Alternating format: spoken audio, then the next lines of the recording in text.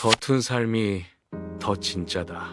우리는 잘 살아야 한다고 배워왔다. 더 빠르게, 더 정확하게, 더 흔들림 없이 남들보다 조금 더 나아야 한다고 믿는다. 그래야 제대로 사는 것이라고 여겨왔다. 하지만 문득 이상한 질문이 떠오른다. 정말 그렇게 사는 것이 옳은 삶일까? 아주 오래전 한 사람이 있었다. 도연명. 그는 관직에 있던 사람이었다. 안정된 삶이었고 굳이 버릴 이유도 없었다. 하지만 어느 날 그는 스스로 그 자리를 내려놓는다. 이유는 단순했다. 쌀 5마를 받기 위해 허리를 굽히고 싶지 않다는 것. 그는 그렇게 말하고 관직을 떠났다. 그리고 돌아갔다. 들판으로 흙을 만지고 풀을 뽑고 스스로 먹을 것을 길러야 하는 삶으로. 그 선택은 자유였지만 동시에 고단함이었다. 그의 삶은 편안하지 않았다. 집은 허름했고 옷은 해졌고 밥그릇은 자주 비어 있었다. 술을 좋아했지만 마음껏 마실 수도 없었다.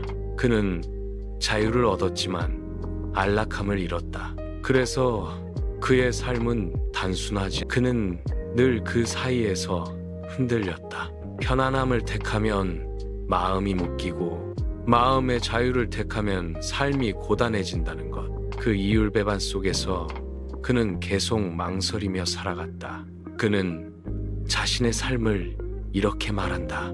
인생은 뿌리 없이 바람에 날리는 흙먼지와 같다고. 그리고 또 이렇게 말한다. 사람들은 모두 잘 살아가는데 나만은 삶에 서툴다고. 그는 자신의 삶을 결코 훌륭하다고 생각하지 않았다. 오히려 어설프고 부족하고 서툴다고 여겼다.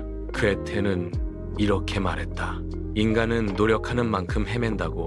헤맴과 망설임, 그것이 인간의 본질이라면 서툰 삶은 실패가 아니라 자연스러운 상태일지도 모른다. 우리는 자꾸만 잘하려고 한다. 틀리지 않으려고, 넘어지지 않으려고, 흔들리지 않으려고 한다. 하지만 그럴수록 삶은 점점 더 굳어진다.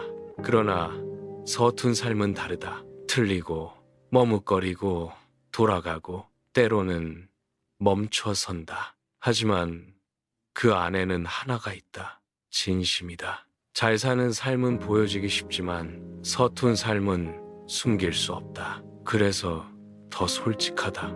도연명은 완벽한 사람이 아니었다. 확신도 없었고 망설임도 많았다.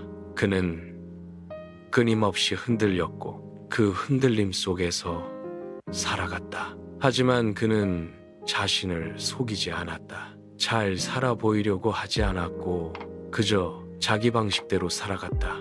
그래서 우리는 지금도 그를 기억한다. 완벽한 삶이 아니라 흔들리는 삶으로. 어쩌면 삶은 잘 사는 것이 아니라 버티는 것이고, 버티는 것이 아니라 견디는 것이며, 견디는 것이 아니라 그저 살아가는 것인지도 모른다. 그리고 그 과정은 언제나 서툴다.